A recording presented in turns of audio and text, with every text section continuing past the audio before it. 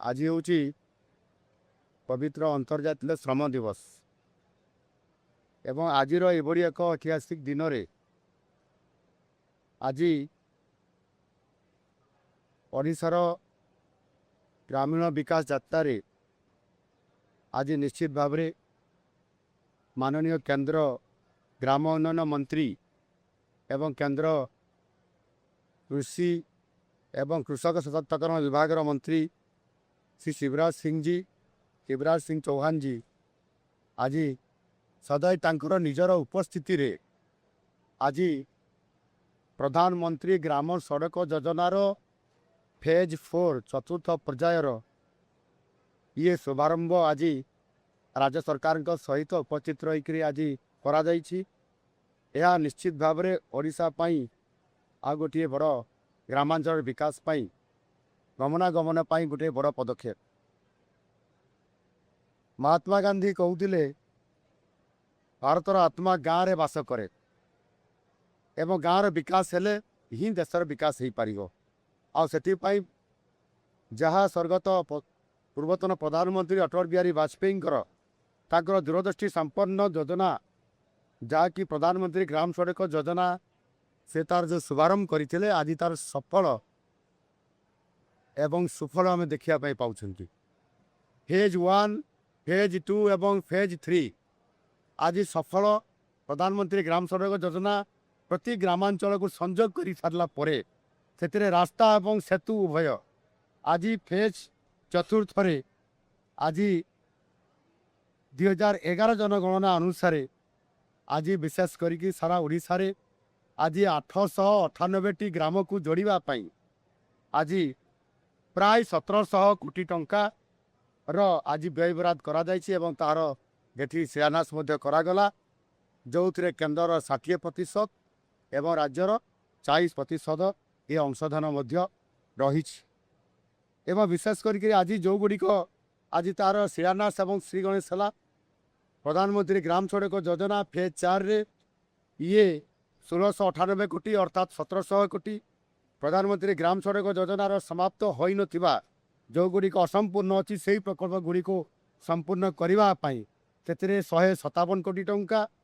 प्रधानमंत्री आवास योजना ग्रामीण एथिरे फेज 2 रे शेष हो पारि नथिबा किछि घर को संपूर्ण करने केंद्र सरकार अनुमोदन करिसंती आमको देले 630 कोटी टंका से भाव में जो लेबर इंटेंसिव वर्क जो रोची MGNREGS मनरेगा तार आर्थिक वर्ष 2026-27 से 868 कोटी टंका आज से आमको ये अनुमोदन कर प्रदान करले एवं आउ गोटे कृषि विभाग तरफ केन्द्र प्रधानमंत्री कृषि सिंचाई योजना 30 कोटी टंकार अर्थ अनुदान आज प्रदान कर मिसाइले समुदाय 3383 कोटी टंकार आज अनुदान ओडिशा पाई ये निश्चित भाव में ओडिशार विकास क्षेत्र में ओडिशार गाँव रास्ता एवं सेतु को कम्युनिकेट करने ये गोटे बहुत बड़ सहयोग आज आमको डबल एजेंट सरकार डबल फायदा आज आमको देवाई से आज आमको जाऊँगी। एणु निश्चित भाव में आज सब बड़ कथा हूँ जे ये कार्यक्रम आम भुवनेश्वर कर भुवनेश्वर न कर रायगड़ा कहीं अर्थात ये रायगड़ा मालकानगिरी एवं अविभक्त कोरापुट जिला जो थे कि रास्ता एवं सेतु निर्माण रे आज अन्य ओडिशार अन्य अंचल अपेक्षा ये अधिक विकास ये अपंच अवस्था अच्छी पहुँची पारि ना से दृष्टिकोण आमर प्रथम बड़ मिशन होची जे रायगड़ा और मालकानगिरी जिला को आमे सेथिपाई जोड़ा दुर्गम अंचल अच्छी से 442 नुआ रास्ता आम जोड़ीचु जो थे कि आगामी दिन में से अंचल आमर लोक मानकर तांकर जनजीवन जोड़ी हो आसब एवं व्यापक भाव में परिवर्तन होब एवं ये रास्ता गुड़िकर मान गुणवत्ता भी बजाई केमती रही त्रिस्तरीय जांच व्यवस्था आम करिसेंती ये रक्षणाबेक्षण राज्य स्तर में जिला स्तर में एवं केन्द्र भी अधिक टीम गोटे आसिकी से जांच करेंगे कामर क्वालिटी ऑफ वर्क से देखिए जदि त्रुटि आसला ताले समान को दोषी सब्यस्त करा कठोर दंड दि जापर एणु ये पंचायत राज विभाग एवं ଗ୍ରାମ ପାନୀୟ ଜଳ ଯୋଗାଣ ବିଭାଗ ଏବଂ ଆଜି ଆମେ ୟାକୁ ଆଧାର କରିକିରି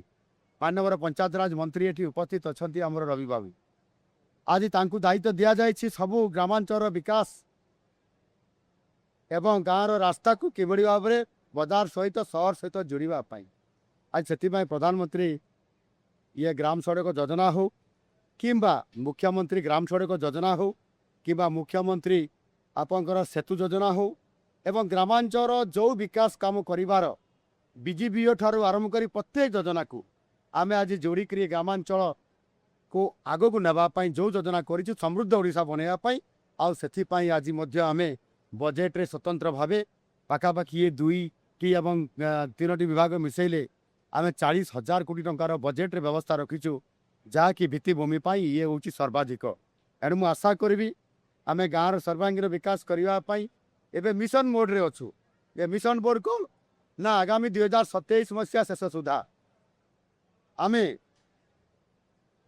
ଯେଉଁଟା ମୌଳିକ ସମସ୍ୟା ଅଛି ଆପଣଙ୍କର ମିଶନ